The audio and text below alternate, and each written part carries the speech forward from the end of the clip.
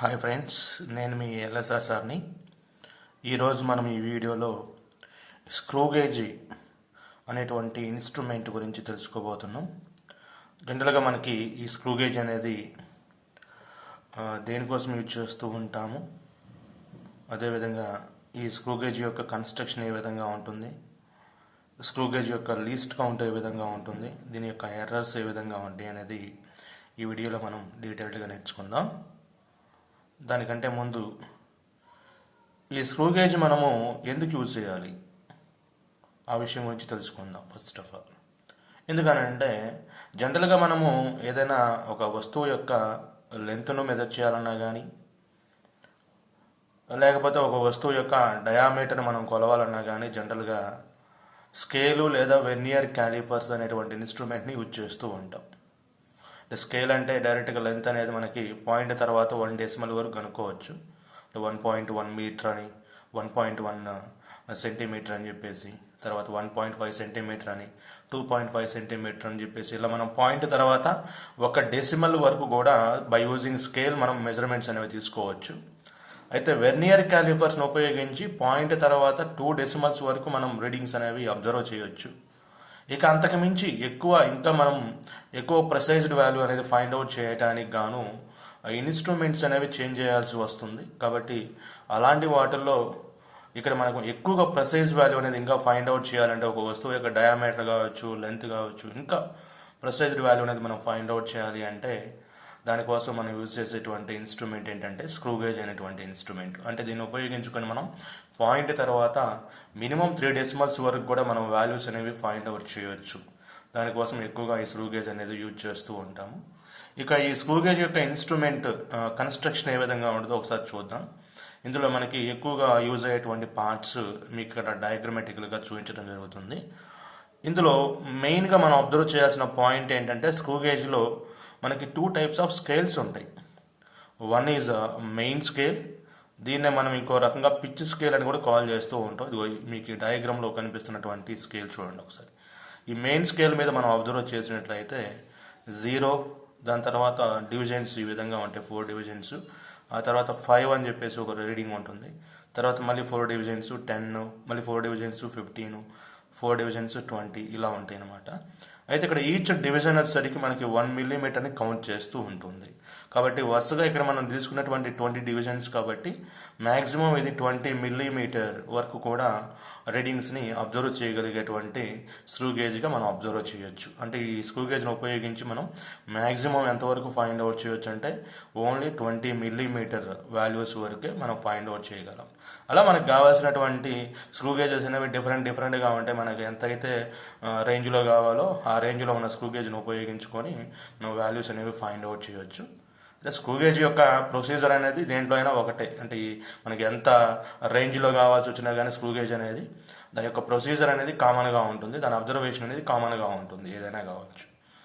So ఇక్కడ మీరు డయాగ్రామ్లో చూస్తున్నట్టుగా మనకి రెండో టైప్ ఆఫ్ స్కేల్ని మనం సర్క్యులర్ స్కేల్ లేదా హెడ్ స్కేల్ అని కాల్ చేస్తాం. ఈ సర్క్యులర్ లేదా హెడ్ స్కేల్ అనేది మనకి మెయిన్ స్కేల్ని టచ్ చేస్తూ ఉంటుంది, కాకపోతే ఇది రౌండ్ సర్కిల్లో ఉంటుంది, సర్క్యులర్ పొజిషన్లో ఉంటుంది. ఈ విధంగా ఉంటుంది. మీకు ఒక డయాగ్రామ్లో చూపించింది ఒక పార్టే ఇది.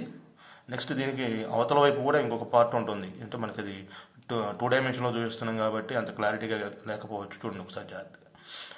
సో ఇదంతా కూడా 40, 30, 25, 20, 15, 10, 5 ఇలా 0 డివిజన్స్ ఉంటాయి. ఇక తర్వాత 45, 50, 55 అట్లా మొత్తం ఓవరాల్గా మనకి number of divisions on circular scale మనం 100 డివిజన్స్ మనం అబ్జర్వ్ చేయొచ్చు. ఈ యొక్క స్క్రూ గేజ్ మీద number of divisions on circular scale 100 divisions. ఇది 40 కదా, 45, 50 ఉంటుంది. ఆ తర్వాత సర్క్యులర్ షేప్లో ఉంటుంది కాబట్టి అవతల వైపు కూడా ఇవి డివిజన్స్ అనేవి మనకు కనిపిస్తూ ఉంటాయి. ఫైనల్గా 0 దగ్గర నుంచి స్టార్ట్ అవుతుంది, మళ్ళీ అక్కడ 95తో ఎండ్ అయిపోయింది. 95 తర్వాత మళ్ళీ 0 అవుతుంది. 0, 5, 10, 15, 20, 25, 30, 40, 35, 40, 45, 50 అట్లా వరుసగా ఉంటాయి. జస్ట్ మీకు అబ్జర్వేషన్ కోసం మాత్రమే ఇది డ్రా చేస్తాం. సో ఈ విధంగా మనకి సర్క్యులర్ స్కేల్ లేదా హెడ్ స్కేల్ అనేది మనం అబ్జర్వ్ చేయొచ్చు డయాగ్రామ్లో. దానికంటే ముందు మెయిన్ స్కేల్ ఏ విధంగా ఉంటుందో చెప్పాము. ఈ మెయిన్ స్కేల్లో ఈ మధ్యలో చూసారా లైన్ 0, 5, 10, 15 అని చెప్పేసి మీకు ఇక్కడ ఒక హారిజాంటల్గా ఒక లైన్ కనిపిస్తుంది. ఈ లైన్ అంటే ఇక్కడ 3 లైన్స్ ఉన్నాయి. ఈ 3 లైన్స్లో మిడిల్ లైన్ని మనం ఏమంటామంటే సెంటర్ లైన్ అని కాల్ చేస్తాం. వెరీ వెరీ ఇంపార్టెంట్ లైన్ ఇది. తర్వాత మనం టైప్స్ ఆఫ్ ఎర్రర్స్ని జాగ్రత్తగా అంటే ఈజీగా అర్థం చేసుకోవడానికి ఈ సెంటర్ లైన్ అనేది మనకి ఉపయోగపడుతూ ఉంటుంది. ఈ సెంటర్ లైన్ ఇది జాగ్రత్తగా అబ్జర్వ్ చేయండి. సెంటర్ లైన్ అంటే రాసాం పైన. ఇక తర్వాత ఇక్కడ మీకు కనిపిస్తుంది స్టడ్ ఒకటి, తర్వాత స్క్రూ ఒకటి, దానికంటే ముందు ర్యాచెట్ ఇది ఒకటి, తర్వాత తంబ్లర్ ఒకటి. ఇవన్నీ కూడా మెయిన్ పార్ట్సే. ఈ తంబ్లర్ అనే ర్యాచెట్ అనేది దేనికి యూజ్ చేస్తామంటే దీన్ని మనం మన ఫోర్ ఫింగరు అదేవిధంగా తంబ్ పెట్టేసి టర్న్ చేయడానికి ఉపయోగిస్తూ ఉంటాం. ర్యాచెట్ ఇది టర్న్ చేస్తున్నట్లయితే ఈ స్క్రూ ఏమవుతుందంటే ముందుకు మూవ్ అవుతూ ఉంటుంది. దీన్ని ఇలా ఫార్వర్డ్ క్లాక్ వర్డ్ డైరెక్షన్లో కనుక రొటేట్ చేస్తున్నట్లయితే ఈ స్క్రూ ముందుకు మూవ్ అవుతూ ఉంటుంది. తర్వాత ఈ స్టడ్ తర్వాత స్క్రూకి మధ్య మనము ఏదైనా మనకి ఇచ్చినటువంటి ఆబ్జెక్ట్ని హోల్డ్ చేయడానికి ఈ రెండు ఉపయోగిస్తూ ఉంటాం. ఈ మధ్యలో ప్లేస్ చేస్తాం ఆబ్జెక్ట్ మొత్తాన్ని కూడా. ఈ ఫ్రేమ్ కరెక్ట్ మిడిల్ ఈ రెండు స్టడ్ తర్వాత స్క్రూ ఉంది కదా, ఈ మధ్యలో మనం ఆబ్జెక్ట్ని లొకేట్ చేస్తూ ఉంటాం. అంటే మన ఆబ్జెక్ట్ సైజు ఎంతైనా ఉండొచ్చు కదా, దానికోసం మనం ఏం చేస్తామంటే ఆబ్జెక్ట్ని ఇక్కడ లొకేట్ చేసి ఇక ఈ ర్యాచెట్ని కనుక మనం క్లాక్ వర్డ్ డైరెక్షన్లో కనుక రొటేట్ చేస్తున్నట్లయితే ఇది క్లోజ్ అవుతూ ఉంటుంది. ఒక పర్టికులర్ పాయింట్ దగ్గర అది క్లారిటీగా క్లోజ్ అయిపోయి ఉంటుంది. తర్వాత మనకు కావాల్సిన అబ్జర్వేషన్ అనేది ఇక్కడ తీసుకోవచ్చు. దానికోసం ఈ ర్యాచెట్ అనేది యూజ్ చేస్తూ ఉంటాం. సో ఆటోమేటిక్గా ఎప్పుడైతే మనం ర్యాచెట్ని మూవ్ చేస్తూ ఉంటామో ఈ సర్క్యులర్ స్కేల్ కూడా ఏమవుతుందంటే రొటేట్ అవుతూ ఉంటుంది. తద్వారా ఈ సర్క్యులర్ స్కేల్ అనేది మెయిన్ స్కేల్ మీద మూవ్ అవుతూ ఉంటుంది. దాని ద్వారా ఈ స్క్రూ కూడా ముందుకు మూవ్ అవుతూ ఉంటుంది.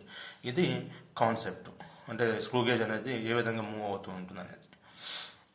తర్వాత ఇక్కడ మనం తెలుసుకోవాల్సినటువంటి ఒక ఇంపార్టెంట్ పాయింట్ ఏంటంటే, అంటే మనకి కన్స్ట్రక్షన్ మొత్తం క్లారిటీగా ఉన్న తర్వాత మనం నెక్స్ట్ నేర్చుకోవాల్సిన పాయింట్, దీని యొక్క లీస్ట్ కౌంట్ ఏ విధంగా ఫైండ్ అవుట్ చేస్తాం. So least count find out చేయాలి అంటే ఇక్కడ మనం ఒక ఇంపార్టెంట్ పాయింట్ నోట్ చేసుకోవాలి. ఏంటంటే అది పిచ్ ఆఫ్ ది స్క్రూ అంటే ఏంటో తెలుసుకోవాలి first. What is main by pitch of the screw? Next point, important point. Pitch of the screw అంటే ఏంటంటే మనం ఎప్పుడైతే ఈ ర్యాచెట్ని క్లాక్ వైర్ డైరెక్షన్లో రొటేట్ చేస్తూ ఉంటామో ఈ స్క్రూ ముందుకు మూవ్ అవుతూ ఉంటుంది. అయితే ఇక్కడ మనం అబ్జర్వేషన్ ఏ విధంగా చేయాలంటే ఎక్కడైనా తీసుకోవచ్చు అబ్జర్వేషన్ అనేది.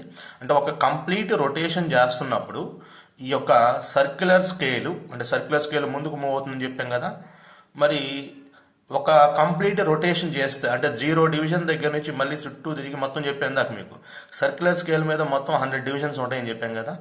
ఈ సర్క్యులర్ స్కేల్ మీద 100 డివిజన్స్ కంప్లీట్గా ఒక రొటేషన్ చేసాయనుకోండి, ఈ సర్క్యులర్ స్కేల్ ఏమవుతుందంటే పిచ్ స్కేల్ మీద ఒక కొంత డిస్టెన్స్ ట్రావెల్ చేస్తుంది అనమాట. ఆ ట్రావెల్ చేసే డిస్టెన్స్ని మనం ఏమంటామంటే ఒక రొటేషన్కి పిచ్ ఆఫ్ ది స్క్రూ అని కాల్ చేస్తాం. అంటే for one rotation the displacement travelled by the circular scale on pitch స్కేల్గా చెప్తూ ఉంటాం. That is called as pitch of the screw. అంటే ఎంతైతే మూమెంట్ అనేది ఉంటుందో ఈ సర్క్యులర్ స్కేల్ యొక్క మూమెంట్ అనమాట పిచ్ స్కేల్ మీద ఒక రొటేషన్, కంప్లీట్ రొటేషన్కి, దాన్నే మనం ఏమని కాల్ చేస్తామంటే ఆ డిస్టెన్స్ని ఏమని కాల్ చేస్తామంటే పిచ్ ఆఫ్ ది స్క్రూ అని కాల్ చేస్తూ ఉంటాం. కాబట్టి సారీ మీరు ఈ పిచ్ ఆఫ్ ది స్క్రూ సంబంధించిన డెఫినేషన్ ఒకసారి జాగ్రత్తగా అబ్జర్వ్ చేయండి. పిచ్ ఆఫ్ ది స్క్రూ అంటే ఏంటంటే the displacement of circular scale on pitch scale, displacement of circular scale on pitch scale divided by number of rotations of circular scale. ఇక్కడ number of rotations అంటే మనం 1 rotation count చేసుకోవాలి, లేదా 2 rotation count చేసుకోవచ్చు. 2 రొటేషన్కి ఎంత distance travel చేస్తుందో దాన్నే మనం పిచ్ ఆఫ్ ది స్క్రూ అని చెప్తూ ఉంటాం. అంటే దాని తగ్గట్టుగా డిస్టెన్స్ అనేది ట్రావెల్ చేస్తూ ఉంటుంది అది సర్క్యులర్ స్కేల్ అనేది పిచ్ స్కేల్ మీద. కాబట్టి మనం ఇక్కడ ఏం తీసుకున్నామంటే పిచ్ ఆఫ్ ది స్క్రూ ఫార్ములాలో 1 మిల్లీమీటర్ అనేది ఇక్కడ డిస్ప్లేస్మెంట్ ట్రావెల్ చేస్తూ ఉంటుంది. కాబట్టి ఫర్ 1 రొటేషన్ ఈచ్ రొటేషన్కి 1 మిల్లీమీటర్ డివైడెడ్ బై 1 రొటేషన్గా రాశాయి. అంటే నాకు ఒక రొటేషన్ పూర్తి చేసినట్లయితే 1 మిల్లీమీటర్ ట్రావెల్ చేసినట్టుగా నాకు కనిపిస్తుంది. కాబట్టి దీని మీద నేను ఏం చేశానంటే 1 మిల్లీమీటర్ డివైడెడ్ బై 1 రొటేషన్ తీసుకున్నాను. That's why I got the pitch of the screw value as 1 millimetre. So pitch of the screw value నేను గెయిన్ చేశాను 1 మిల్లీమీటర్గా ఇచ్చినటువంటి స్క్రూ గేజ్ యొక్క వాల్యూ. ఇక తర్వాత ఇందా చెప్పాము మీకు number of divisions on circular scale అంటే n ఈజ్ ఈక్వల్ టు 100గా తీసుకున్నాం. సర్క్యులర్ స్కేల్ మీద మొత్తం మీద ఉన్న నెంబర్ ఆఫ్ డివిజన్స్ 100 కాబట్టి. ఆ తర్వాత ఇప్పుడు లీస్ట్ కౌంట్ ఫైండ్ అవుట్ చేయబోతున్నాం. ఏంటి లీస్ట్ కౌంట్ అంటే least count is defined as the ratio between pitch of the screw and the number of divisions on circular scale. So pitch of the స్క్రూకి అంటే 1 pitch of the స్క్రూకి number of divisions on circular స్కేల్కి మధ్య ఉన్న రేషియోనే మనం ఏమని call చేస్తామంటే లీస్ట్ కౌంట్ అంటాం. Least count of screw gauge ఏ విధంగా ఫైండ్ అవుట్ చేయాలంటే pitch of the screw divided by number of divisions on circular scale. That means we got already pitch of the screw value 1 millimeter. So 1 millimeter divided by number of divisions on circular scale 100. కాబట్టి 1 millimeter divided by 100 అంటే ఎంత అవుతుంది? 0.01 millimeter. కాబట్టి ఇక్కడ least count of screw gauge ఎంత అంటే 0.01 millimeter అవుతుంది. కాబట్టి ఇది very very important point. Least count అనేది very very important point. Least count of given screw gauge is 0.01 millimeter అవుతుంది. ఈ విధంగా ఫైండ్ అవుట్ చేయాలి లీస్ట్ కౌంట్ అనేది ఇచ్చిన స్క్రూ గేజ్కి. ఇక తర్వాత ఇందులో మనం అబ్జర్వ్ చేయాల్సింది ఏంటంటే స్క్రూ గేజ్లో ఉండేటువంటి errors very very important point ఇది. చాలామంది కన్ఫ్యూజ్ అవుతూ ఉంటారు ఈ ఎర్రర్స్ అనేవి. జాగ్రత్తగా ఇక్కడ మీకు దీనికోసం చిన్న డయాగ్రామ్ అనేది డ్రా చేసాం, జాగ్రత్తగా చూడండి. ఇందాక మనం చెప్పుకున్నట్టు డయాగ్రామ్లో 2 types ఆఫ్ స్కేల్స్ ఉంటాయని చెప్పాం కదా. ఏమేమి స్కేల్స్ అవి? మెయిన్ స్కేలు లేదా పిచ్ స్కేలు, రెండవది సర్క్యులర్ స్కేల్ అని చెప్తాం. సర్క్యులర్ స్కేల్ మీద మొత్తం మనకి 100 డివిజన్స్ ఉంటాయి. ఇక్కడ మీకు కొంచెం క్లారిటీగా ఉండడానికి ఈ విధంగా డ్రా చేసి చూడండి ఒకసారి. సో దాంతోపాటుగా మీకేం చెప్పామంటే పిచ్ స్కేల్ లేదా మెయిన్ స్కేల్లో ఉండేటువంటి centre line very very important point అని చెప్పాం. కాబట్టి ఇదేమో పిచ్ స్కేల్ మెయిన్ స్కేల్ మీద ఉండేటువంటి సెంటర్ లైన్గా చెప్తున్నాను. ఇదేమో సర్క్యులర్ స్కేల్లో ఉండేటువంటి నెంబర్ ఆఫ్ డివిజన్స్. అయితే సర్క్యులర్ స్కేల్లో ఉండేటువంటి 0th డివిజన్ అనేది సెంటర్ లైన్ కనుక కరెక్ట్గా కోయిన్సైడ్ అయిందనుకోండి మీకు ఇచ్చిన స్క్రూ గేజ్లో, అంటే ఇదే విధంగా ఫైండ్ అవుట్ చేయాలి సార్. మనం ఈ ఎర్రర్స్ మనం ఆబ్జెక్ట్ లేకుండా తీసుకోవాలా లేకపోతే ఆబ్జెక్ట్ని తీసుకొని చేసుకోవాలా అని చెప్తే ఇది వెరీ వెరీ ఇంపార్టెంట్ పాయింట్. జాగ్రత్తగా దానికోసం ఇక్కడ మీకు క్లారిటీగా ఉండటానికి మళ్ళీ ఒకసారి డయాగ్రామ్ చూస్తున్నా చూడండి. ఇక్కడ ఏంటంటే ఈ ర్యాచెట్ని మనము క్లాక్ వైజ్ డైరెక్షన్లో రొటేట్ చేస్తున్నప్పుడు ఈ స్క్రూ అనేది ముందుకు మూవ్ అవుతుందని చెప్పాం కదా. ఈ స్టడ్కి స్క్రూకి మధ్య ఎటువంటి ఆబ్జెక్ట్ మీరు ఉంచకూడదు. ఫస్ట్ ఉంచకుండా ఈ ర్యాచెట్ని ఏం చేద్దామంటే క్లాక్ వైజ్ డైరెక్షన్లో రొటేట్ చేస్తున్నప్పుడు ఈ స్క్రూ ముందుకు వెళ్ళి వెళ్ళి వెళ్ళి వెళ్ళి ఈ స్టడ్ని టచ్ అయిపోద్ది. టచ్ అయిపోయిన తర్వాత ఈ ర్యాచెట్ని ఇంకా కొంచెం మనం తిప్పినప్పుడు ఇది టైట్ అయిపోయి కొంచెం సౌండ్ వస్తుంది, టిక్ టిక్ అనే సౌండ్ వచ్చింది. కాబట్టి ఆ సిచ్యువేషన్లో మనం అబ్జర్వ్ చేసుకోవాలన్నమాట. ఏది సెంటర్ లైను తర్వాత ఈ మెయిన్ స్కేల్ మీద ఉండేటువంటి 0th లైన్తో కోయిన్సైడ్ అయిందా లేదా. ఒకవేళ కోయిన్సైడ్ అవ్వకపోతే అది 0 పాయింట్ అనేది సర్క్యులర్ స్కేల్ మీద టాప్లో ఉందా లేకపోతే బాటంలో ఉందా.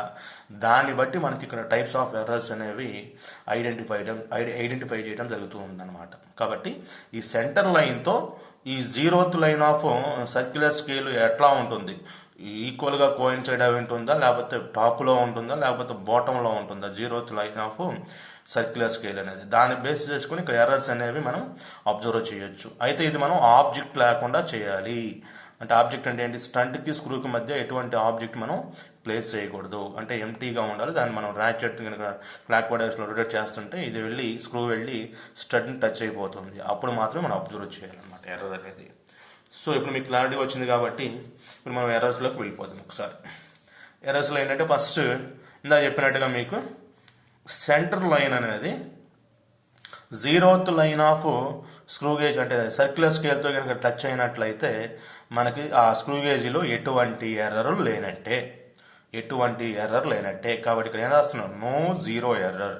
మనకి ఇచ్చినటువంటి స్క్రూ గేజ్ పర్ఫెక్ట్గా ఉన్నట్టు. ఎప్పుడు అది సెంటర్ లైన్ అనేది అంటే centre line of pitch scale అనేది 0th లైన్ ఆఫ్ సర్క్యులర్ స్కేల్తో కనుక కోయిన్సైడ్ అయినట్లయితే then there is no zero error the given instrument. ఇచ్చినటువంటి ఇన్స్ట్రుమెంట్లో ఎటువంటి జీరో ఎర్రర్ లేనట్టే. ఇది ఫస్ట్ పాయింట్ మీరు క్యాచ్ చేయాల్సింది. ఒకవేళ సెంటర్ లైన్తో కనుక 0th line of circular scale అనేది బిలో కనుక ఉన్నట్లయితే చూడండి ఒకసారి. ఇక్కడ ఇదేమో సెంటర్ లైన్ యాక్చువల్గా. ఇక్కడ మనకి 5th line of circular scale coincide అయింది. అంటే 0th లైన్ కోయిన్సైడ్ అవ్వలేదు కదా. ఇది ఎట్లా ఉంది? బాటంలో ఉంది.